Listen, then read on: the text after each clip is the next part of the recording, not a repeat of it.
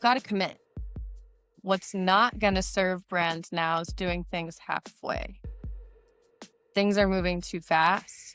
There has to be a recognition that it's never going to be perfect internally, right? You're never going to hit the perfect tech stack, the perfect org structure and operating model, the perfect, right? We're not seeking nirvana here, but you do have to commit to the changes you're making. Hello, everyone, and welcome back to Identity Architects, the InfoSum podcast that spotlights the leaders in the media industry shaping the future of data-driven advertising. I'm your host, Ben Cicchetti, and this week I am joined by one of my new fabulous colleagues from WPP Media, Samantha Bukowski, Global Head of Commerce. Sam, welcome to Identity Architects. Ben, thanks so much for having me. I'm super excited to get to know you a little bit better, but we'll start with our quick-fire questions to get to know you even better. Starting with, what is your earliest memory of advertising? Oh, man. I was thinking about this, and I think it is Nike. So I grew up playing soccer. I was a competitive soccer player. Athletics was kind of my life for a long time. And I just remember, even as a kid, being so moved by the Nike commercials, especially how they represented women in sports. And it's really stuck with me. And I think I still try and remember that at the end of the day, like advertising is just trying to move people. Even working in commerce, which is often seen as like the technical side of the job, I try not to lose sight of that. Yeah, that's great. I love those kind of early night commercials, but the commercials to this day, they're always kind of on the cutting edge of culture and everything around us. So I think that's great. If you set yourself back to those days, maybe you've answered this because it might be professional soccer player, but what did you want to be when you were younger? Oh, like a lot of very strong, opinionated women, I wanted to be a lawyer. So that was like my earliest memory. I so vividly remember being like just a young pup and for some reason being dead set on being a lawyer. But later, when I first went to college, I was majoring in education. I wanted to be a teacher. And I still am very passionate about that and like kind of bringing people along for the ride and educating. And then halfway through college, I switched my major into business, but I still feel like I have the kind of teacher element in me. So that was my original plan. Oh, I love that. Well, so what then, what was your first job in either advertising or marketing? So I've been in e-com my whole career. I feel very lucky to have kind of tripped and fell into it at the perfect time. But my first job, I don't think I would have originally considered marketing or advertising, but looking back, it really was. So I was at Bed Bath & Beyond at the time, in corporate, which is big US retailer, and I was in e-com operations, but we were responsible for the site and the content that was hitting the site and kind of being the go-between between the manufacturers and us, the retailer. And so in hindsight, that really was marketing in its own right. But later I transitioned onto the CPG side. I worked at Newell Brands, and my career there actually started in trade marketing. So a little bit different than what I'm doing today. And then I later moved into the performance marketing and digital and retail media. But it's kind of been the red thread that's followed me through my whole career. Oh, that's very cool. So what do you think, from kind of your original kind of thoughts of being a lawyer to then switching, what do you think it was that drew you into the advertising industry? And then what do you think keeps you in it to this very day? That's a great question. I think, well, I've got pretty serious ADD, so I don't do well with sameness, like every day looking the same. And I think what has especially kept me here is just the diversity of things that you're exposed to, right? Like every day looks a little bit different. There's so much to learn, to the teacher point, just kind of like a lifelong learner. And it's been just fascinating, right? Like my career has looked different every single year. And I really love that. So just knowing I can wake up and who knows what the day brings, you've got to be a technologist and a psychologist and a teacher and an engineer. So in a lot of ways, it feels like you're exposed to a little bit of everything. Yeah, I agree. It definitely keeps life interesting, which I definitely look for as well. Yeah. What advice would you give to someone then that is just starting in their career in media and advertising? Ooh, I think I would say to first just be curious, right? In a space where there is so much to learn, you really have to go into it with a mindset of just curiosity. I think that puts you on a really positive foot. So if you're genuinely interested, again, in learning, I think it is really endless opportunity in the advertising sector, which is very cool. And then also, I think you've got to stay very true to yourself, right? We are living in a world now where we're talking about, the ethicality of technology in a lot of ways. And so, knowing who you are and having a strong moral and ethical compass for yourself and what you think is right, and not losing sight of kind of the bigger picture, which I think a lot of the folks coming into the workforce now are really, really excellent at. Those are the two things I think if you can combine it, that kind of curiosity with that kind of deep, knowing of yourself, you're set up for success. Yeah, I think that's great advice. I think that's really, really strong. A two-part question. What Okay. keeps you awake at night? So I guess what's the stress factor? And then what gets you up in the morning? What's your kind of motivational factor? Oh, there's a lot of stress factors. Um, no, it's overwhelmingly positive. What keeps me up at night? I don't think there's ever been more unknown than there is Mm, right now. And really, like, ambiguity historically has kind of driven me. I don't struggle with it at all. I kind of like the unknown. I think right now, though, especially with the pace at which technology is evolving, I think there's a lot of question marks in the industry, right? How do we harness all of the power of what we're capable of now in a way that is right, for the industry, for the world, for the brands that we're serving, for the consumers that ultimately, are the benefactors of what we put out. And so I think about that a lot. But I also am surrounded by such amazing people every single day that, I think I go into the office and the types of conversations I have, at the risk of sounding corny, but truly, like, on a daily basis, are very inspiring. And so knowing that there's so many good people and strong people in this industry, um, makes me feel pretty good. What gets me up in the morning, I mean, the actual answer to that is like a really good cup of coffee. But we're like aligned. I We're my aligned. eyes my eyes open and I'm like, oh yes. It's time. It's time for the latte.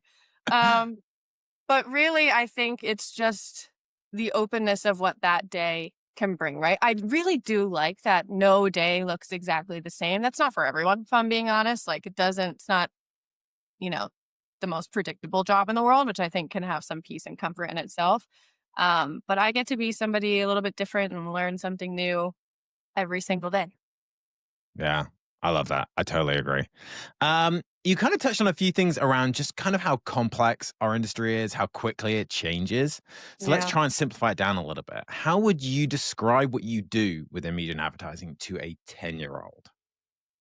10-year-olds are so smart now. I feel like I'm going to change my answer. These digitally native 10-year-olds. Yeah, I think about like my nieces and nephews, and they like are better with a smartphone than I am. same. Um, Yeah. I think at the core, I would probably just say we make it easier to find things that you love. Mm, That's really it for me, right? Like everything we do is just making it a little bit easier for you to find and access and participate in the things that you love that feel personal and relevant to you. yeah. That's perfect. Okay. Final of our quickfire questions. Everyone knows it's a personal favorite of mine because it gives me a unique insight into everyone I get to speak to on this podcast. If there was a song that was a soundtrack to your life, what would it be? I am so bad at answering questions like this. I really, because I will just tie myself in knots with the different answers that I can give Yeah. you. So I'm going to go with my gut, which isn't like because the lyrics remind me of what I've gone through, but it's just a song that I come back to all the time. It moves me. It feels very personal to me and my friends and my family, which is LCD Sound System, All My Friends. Yeah. It's a You know great it? song. It's a It's great a great song. song. It feels like inherently nostalgic in its own Yeah. sense. It's reflective. It was the last song we played at my wedding. I could still picture like all of my favorite people kind of jumping around and scream singing that song. So it touches me still. It's my favorite. I love that. And we have a playlist on Spotify. So now I get to add that to the playlist, which is Oh, awesome. fabulous. Okay, I feel good. I feel good about that addition. Yeah, it's going to be great. Okay.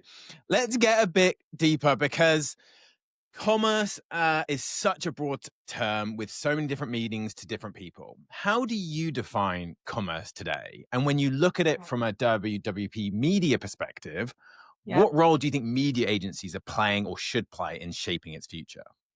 This is such a big question. And I really try and find the simplest possible way to answer it. But the reality is that commerce is a big word and it Mhm. can mean a lot of different things. And that's okay. That's kind of the fun of it all.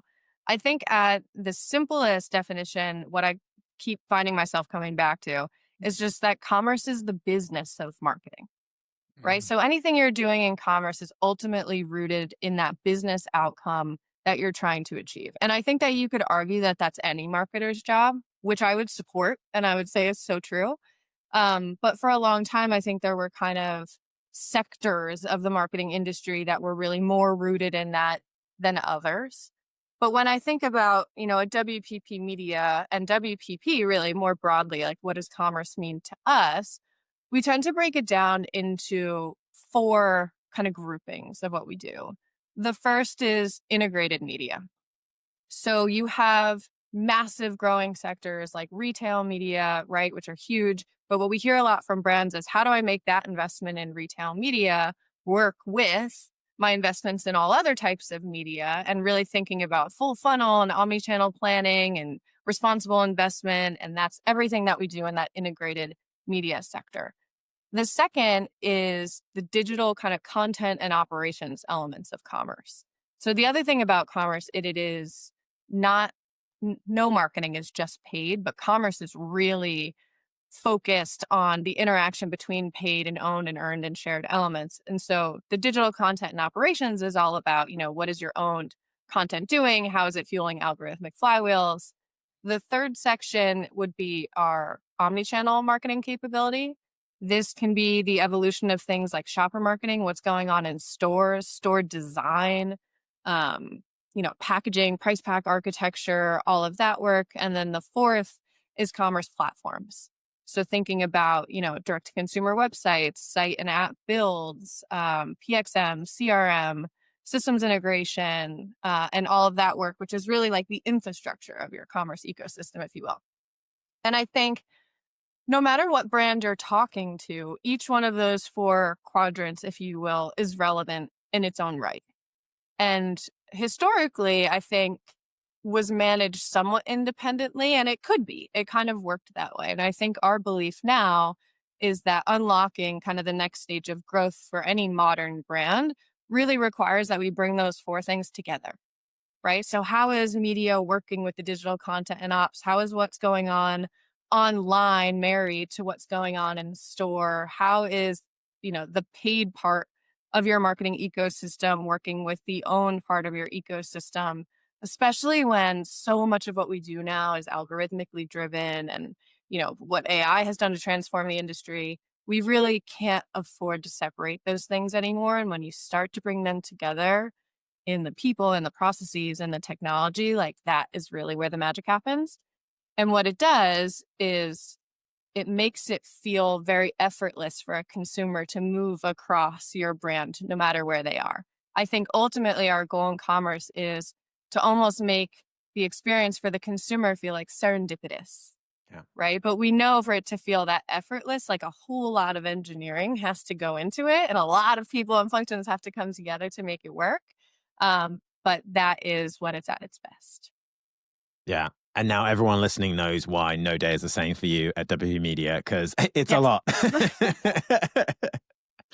Yes. That's And fun. speaking, it is fun. I like it. Yeah. It keeps everything interesting. And obviously, at the heart of a lot of that is the fact that our industry has never been more data driven than it is today. But commerce Right. data is often locked behind a walled garden or inconsistent. How do you Mm. help brands unlock value in that kind of fragmented environment? Yeah. It's interesting because it's a little bit of a paradox in that, on one hand, it feels like we've never had access to more. Mhm. It's like an embarrassment of riches almost, like how many signals a marketer today can gather. Even if you're, a brand that doesn't have huge owned presence or doesn't have a massive first party data, you know, um, entity in your business, you still have so much at your fingertips. That being said, it has never felt harder to make something of it, right? So, like the so what of it all. What do you do with it? How do you make it actionable? How do you measure it? Commerce in particular, I think, data can come in several forms. You think about the types of partners that we would consider commerce data, and you've got, kind of the large scale partners, whether that be like a Circana or a Nielsen. You've got digital shelf partners, WPP Media partners with Shallion globally. You've also then got the retailers. And this conversation tends to come back around to the retailers a lot because their data is so incredibly valuable, but it is also the cornerstone of the retailer's business and should be protected in that sense. And they really are kind of like the newer walled garden, right? Probably Mm. closer to social than anything else, I would say. And so when we look across the data landscape today, and I look at the type of data that you can glean from a retail business, what you're looking at is, consented, logged in, deterministic, scaled, rich, diverse in what you're seeing, right? Like you can get geo signals, context signals, competitive signals, purchase signals, all from these partners. And it's really one of the most, if not the most powerful data sets in the world. It has been, historically tough to access, or I think the routes of access have mostly been kind of one to one, right? If you want to understand retailer A, you work directly with retailer A and that set capacity, and then you activate with retailer A in said ecosystem, and it's somewhat, linear, and then you have to multiply that process by however many partners that you have. I think what we're working on now, I'm very focused on, is how do we make it easier and faster for marketers to action those insights. So, a lot of what we're doing today with our data strategy, open intelligence, and open intelligence for commerce more broadly is helping brands activate that data and all of its richness anywhere in the marketing ecosystem. Right. So retail media is great, right? We think about things like on-site search and on-site display, or, maybe partnering with the retailers to take that data off-site. But what's even better is like the fast and fluid nature of what happens when you can apply all those signals upstream in CTV. What happens when you can take the retail signals and use that to target your social? And then critically, once you have that kind of full engine humming, how do you measure it all holistically? And so that's where it sounds like such a shameless plug, but it's just true. Like that's where technology like InfoSum plays such a critical role, right? Because data collaboration and the way that we're doing it now is different than the way we used to think about data partnerships not that long ago, right? And it is so inherently governed and safe, right? Where no data is moving. So I can go and I can sit down with a retail partner and we can have a very different conversation now about, I understand just how important this is to your business. And I don't want to, minimize that in any sense. I really want to make sure that we're using it everywhere we possibly can. And so through collaborations happening with InfoSum technology, that's what makes it possible to do that at scale. And that's been such a big unlock for us. I mean, we test the segments, the retail segments in places like CTV and social compared to say like the standard segments we would have activated in the past. And it like blows them out of the water. And we can do it in a way that doesn't feel, oppressively expensive to the marketer or slow. And I think that's so interesting, especially for someone that's been in commerce their whole career and was kind of put in the like lower funnel specialist box for so long. I feel like I've just been like screaming, slamming on the walls to get out for years now. And it feels like this is the opportunity where it's like, no, this is full funnel. This is relevant everywhere. So that's kind of how I've seen the opportunity to take that data and use it more broadly. There's still inconsistencies to your point. That boils down to the types of signals and KPIs you're going to get from one retailer or partner are slightly different from the other. But I think, that's something AI can help us with as well in terms of normalization. And so if you lean into it, it's a different game now and it's much easier. And I think we can do it in a way that is truly mutually beneficial to the advertiser, the partner, and the consumer. Yeah, I totally agree. And you mentioned two things there that I just love to pull the thread on a little bit. One is around this kind of full funnel end-to-end marketing Yeah. value chain that commerce can now power. I'd love to kind of hear from you kind of what that looks like in practice. And then the other thing is obviously open intelligence, which is near and dear to our hearts here at InfoSum as well. And you've been such a champion for open intelligence for commerce. But for anyone who might be unfamiliar, can you just explain what that means and how it differs from kind of traditional data strategies? Yeah, sure. So to the point of the full funnel and the end-to-end marketing value chain, it's really pulling those commerce signals out of, their former box and letting it, power everything that we do. So that's as upstream as when we're looking at general business intelligence, right? What's going on in the category? What's going on with consumer? Where are the breakdowns in the journey? What's the competitive landscape look like? I think that analysis has always been done. It's just usually been done by a pretty specific team, if you will, right? Now it's just democratizing that intelligence for it to be the baseline knowledge for everyone. So that's been a big unlock. You take that, you're able to move that directly into planning, right? So how do we plan against those signals? Again, not just for lower funnel media, but for all media. And then the really cool part is then you can actually activate on it, right? So I said you can bring that up into CTV, you can take it into social, you can take it into, the open web programmatic landscape. Um, and it's been a shift, I think, at a technical level. You also have several different stakeholders that are typically involved in something like that and several different budget holders. When you're talking about retail data, historically, I think that sat with, maybe one specific team. And now it's just kind of helping brands widen their aperture to say, this is kind of something everybody needs to understand. And let's think differently about how we apply this. So um, I think that is a huge shift. Not everyone is doing it super well right now, but I think that's okay. What I hear from brands more often than not now is like a genuine interest in kind of breaking down that wall, which is enough. And then open intelligence is a game changer. I mean, I learned a ton through this process as well, right? Like being in commerce and stretching myself and our teams kind of outside of our world to understand the data landscape more broadly. But when we were, really talking about what open intelligence meant to us as a business, and why we really think it's a future fit strategy, it clicked for me where I was like, wait, like I think commerce might be dead center of this whole conversation. Right? Because it was a moment where we were talking about a diversity of signals. We're like, it's not just about the days of consumer panels and who has the biggest, identity network.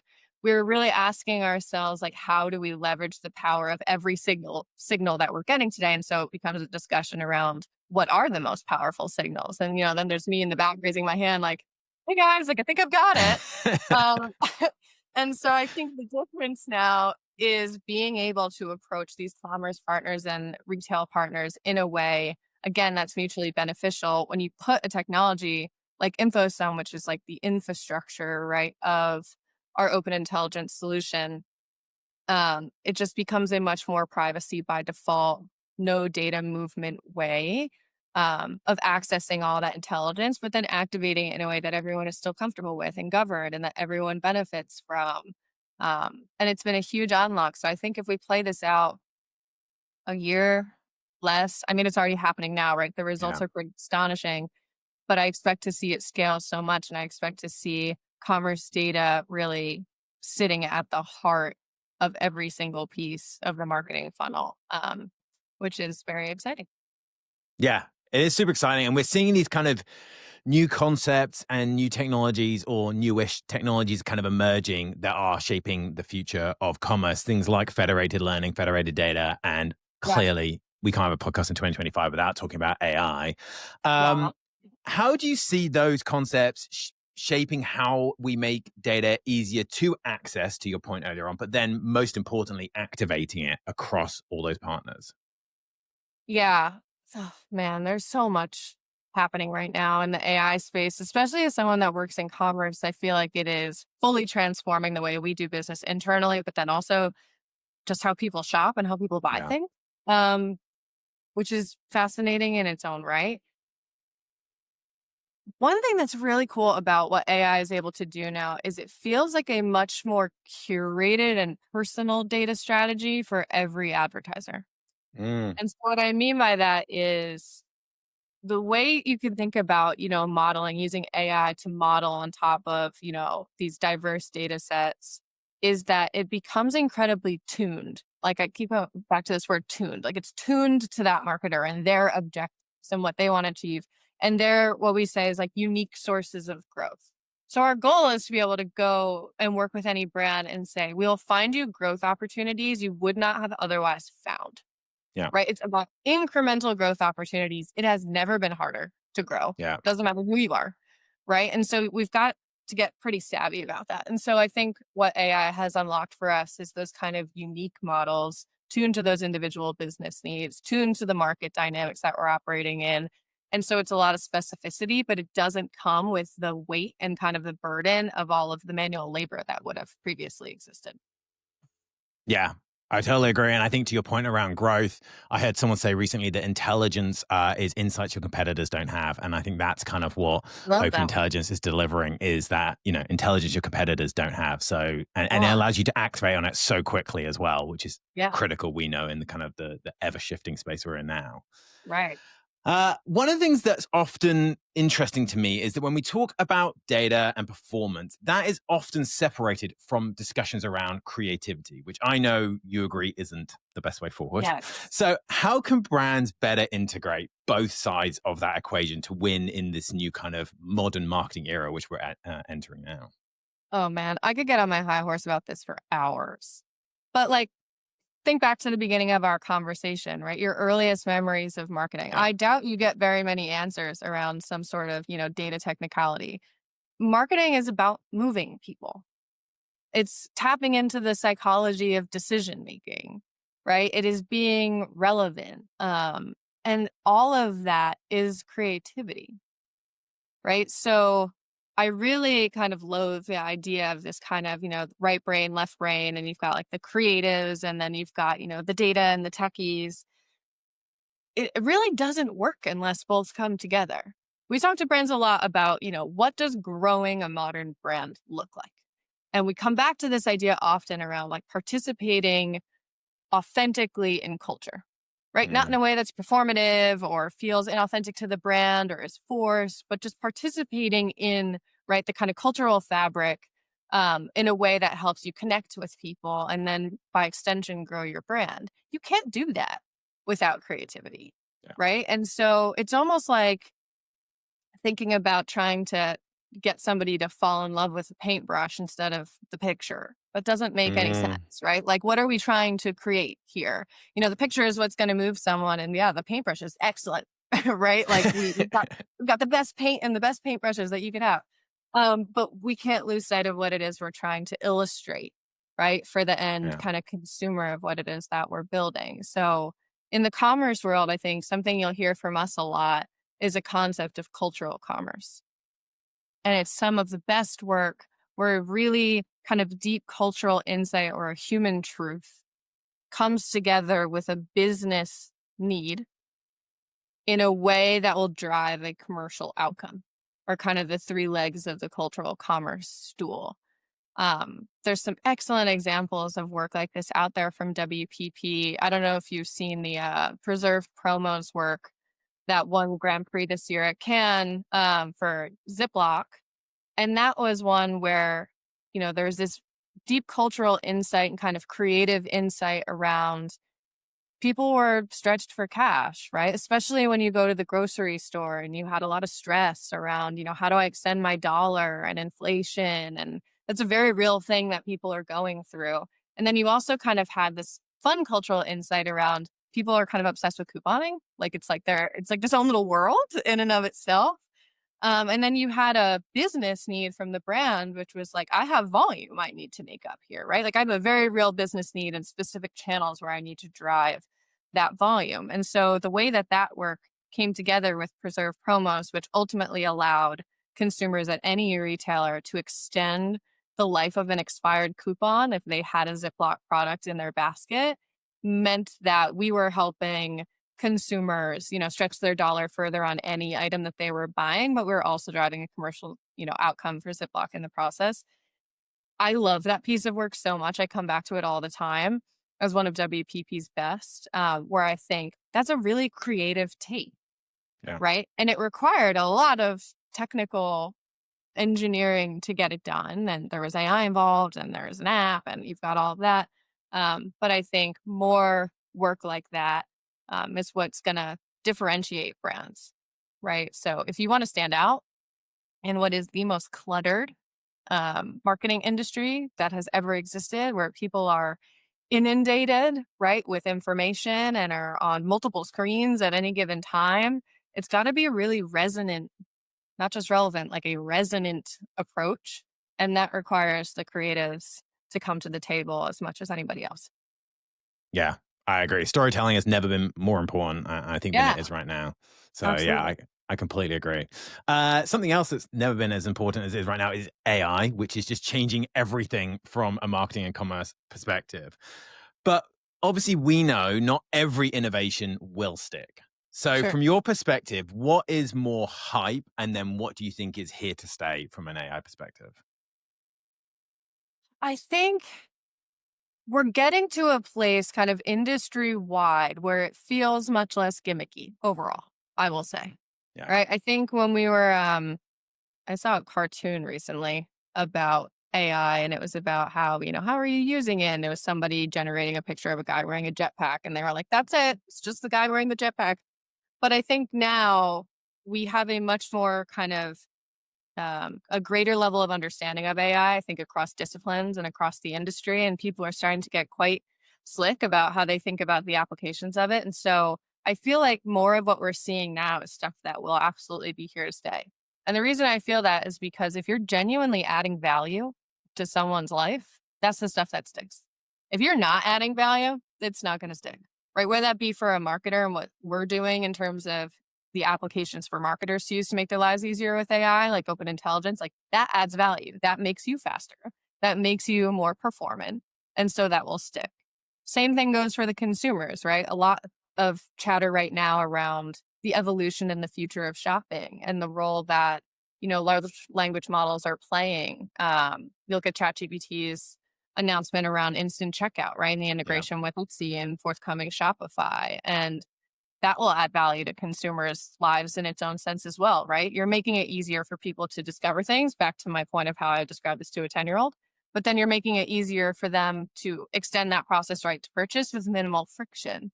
And so things like that, I think, will stick. How it gets adopted and the pace at which it gets adopted, I think no one knows yeah, perfectly, right? If anyone is saying they've got it nailed, they're lying. But I think, we're watching to see, what is the uptake of solutions like this? What are the barriers, right? What is not making it easier, not making it more helpful, and how do we solve for them? But I really do think shopping will change quite a bit. I think the concept of almost independent stages of a consumer journey, right? We still break down in stages a lot, where it's like, are you just being primed, or are you in a specific purchase mindset? Are you going shopping? I think those walls are going to fall down pretty fast with AI.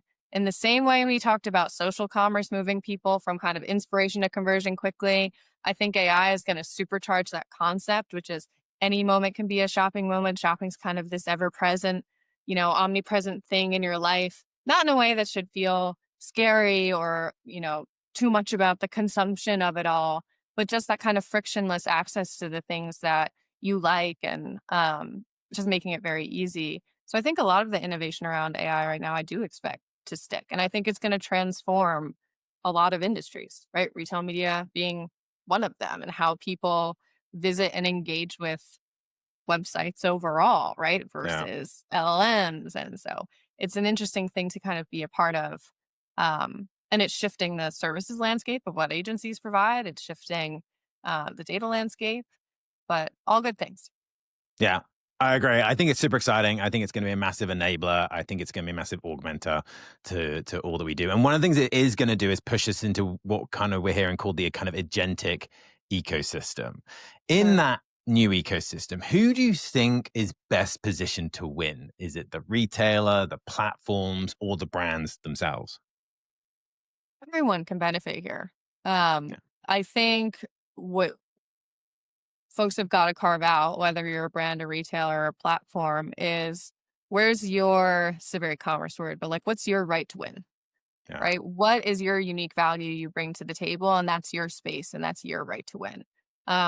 With any kind of new development of technology, you always risk that kind of era where everyone tries to be everything to everyone, right? There's so much going on. And I think people feel a lot of pressure. Everyone says, well, everyone's got to have, their army of agents and everyone's got to have a checkout functionality and everyone's got to have the richest database in the world. And I think it's a slippery slope because not everyone is fit to be everything. Mhm. But I think if the retailers, the brands, and the platforms can focus on, again, what they're really excellent at, right? Their space, and use the agentic world to just make that even stronger. That's kind of the grounding I think everyone needs when they're thinking about how they participate in this. So I think for brands, again, it can become easier than ever to be discoverable. It can be, we've talked a lot about brands who want to communicate the benefits and the education of their full portfolios, not just be transactional. This is a great opportunity to be able to do that. We've talked for a long time about kind of the unsexy stuff around how important data quality is and data cleanliness and completeness. Great time to be focused on that, Yeah. no matter who you are, right? Because that's just going to be more and more important. And so it also forces the kind of rebalance of how we think again about the relationship between paid things and organic things. So I really do think everybody stands to win. It's just about carving out your unique spot and what is your right to win. And again, how are you adding value? That's Yeah. what will that's what will stick. Yeah, I totally agree. Let's look ahead a little bit. What do you think, based on all the conversations you're having, all the innovation you're seeing happen kind of on almost on a daily basis at the moment, Mm. what does the future of shopping look like in your Yeah. view? And how different, therefore, will the consumer experience, the shopper experience be 5 years from now? Oh man. I feel like I touched on this a little bit, and I also always hesitate to kind of play out something that far ahead. I'm sure like we can run this back in 5 years and I'll be 50% wrong, but I really do think it'll be that breakdown of the stages of the journey. I don't think there will be as much, firmness between I'm in a shopping mindset and I'm not. You think about shopping can be anything, right? I have one of my colleagues at WPP, Tyler Murray, did a really great piece on this around, shopping will be everywhere. It'll be in your search bar, it'll be in your glasses, it'll be in your phone, it's on your Mhm. TV, it's in your voice. Like it can be anywhere. And I think it'll just kind of become the fabric that stitches together your interaction with the marketing ecosystem. And I think that's cool. Yeah. I think there's one side of this debate where people go like, "Oh, do we really want that?" Like that sounds intrusive in a sense. But I think that comes back to again our earlier chat around the ethicality of how we do this and just making sure that it's adding value and it doesn't feel invasive for the people on the other side of it. For as long as we are tactful in that deployment, I really do think the future of shopping is incredibly fluid, which is a challenge for marketers and I think a good one. Um, what else will change? I also come back a lot to like, what will the role of the store be in Mm, 5 years? I remember not that long ago when we were having a lot of discussions around the future of stores and stores perhaps evolving to look more like showrooms, right? Rather than, holding a bunch of inventory, they were kind of this display element. yeah. And then the actual transaction would take place, in other places. I don't think that totally came to fruition. We're probably a little bit ahead of ourselves in that. I do think there's potential for that to maybe grow even more here, but I also do think that the role of the store is going to change a lot, right? It almost becomes more important than ever. And I'm sure all the people that have worked on the store side and the shopper side for years are finally like, we told you, in the same Yeah. way I was trying to convince people that commerce was, everywhere and everything. Um, but people will still always, in a very human way, crave like that experience, like some sort of physical experience. And I think it's on us to make sure that that's, a positive one and an interesting one. I think store design will shift a lot. I think how technology comes into stores will shift a lot. And it'll feel different, but it'll feel much more of a inspiring, I think, experience to be shopping in a store as well. So exciting as much in the physical world as it is in the digital one. Yeah, I think that is incredibly exciting, and I completely agree. Um, Final question: we obviously get a lot of brands listening to this podcast, a lot of CMOs listening to the podcast. So, for them, and from your vantage point, and from the vantage point of WPP Media, what's the single biggest shift brands need to make to truly prepare for this next era of commerce that we're talking about? That kind of feels like it's tomorrow, not a year from now. Yeah. How would I boil this down? It's got to commit. If I had to Mm, put it in one word. What's not going to serve brands now is doing things halfway. yeah, Things are moving too fast. There has to be a recognition that it's never going to be perfect internally, right? You're never going to hit the perfect tech stack, the perfect org structure and operating model, the perfect, right? We're not seeking nirvana here, but you do have to commit to the changes you're making, right? And really fully go for it. I think one of the ways that manifests most obviously is structurally in these businesses. We find a lot of times when I'm talking to brands about how do I make a lot of what I talked about possible, cultural commerce, breaking down the walls between in-store and online, bringing together paid and owned and earned and shared. It comes often full circle to a conversation around like, are you set up to deliver that, right? Technologically, but also in the talent that you have in your business and the operating structure that you have in your business. And it's challenging a lot of long held kind of notions of what a marketing organization looks like, and some things that I think as an industry we're very comfortable with that we now have to get very uncomfortable and kind of shifting. And so when you're thinking about evolving your organization, you have to go in knowing you're never going to 100% nail it. You have to commit to the change. This is not a world where silos are going to serve you in any sense, right? And the question isn't, well, what team does, responsibility A belong in? Right? It's not about like picking up functions and being like, which bucket do I drop said function into? Like it's a yeah, full scale kind of shift, right? And the type of talent that you're bringing into the business. We talk a lot about M-shaped talent at WPP and people who are specialists in multiple things, but they're still integrators. So how mm, do you foster a culture where you create more of those people, right? That's infinitely more important than the X's and O's of the org structure. Right. And so I think, um, at the risk of sounding cringe, like it requires a fair amount of like bravery to yeah. operate in the space right now and that commitment to breaking down silos, challenging your traditional thinking. That doesn't mean throwing away the fundamentals of marketing, but it does mean recognizing that, some of these shifts, they're here to stay and they're only going to grow. Yeah. What I love about that response is so much of it comes back to the people. And that's what Right. this podcast is all about. It's all about people like you who are innovating new ways to use that data that we know delivers those better customer experiences and doing it in a protective and secure way. So when you look to people that you admire within the industry, who would you nominate for me to interview on an upcoming episode of Identity Architects? Oh my gosh, this is a hard one. I'm unprepared. Oh, I have so many people. Um, know who is just so smart, who I think you would love, is Kate Scott Dawkins. She's our Yes. global president of business intelligence. That woman holds more information in her brain. I don't know how she does it, but what a finger on the pulse of what is going on from everything from the global economy to politics and its intersection with marketing. Someone that also has a very strong moral and ethical compass. I think she would be an excellent person to interview.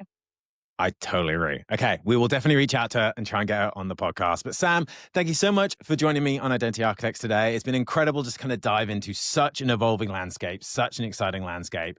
And I found this conversation fascinating. So thank you for being on the Thanks, podcast Glenn. with me today. Thanks so much for having me. This was great.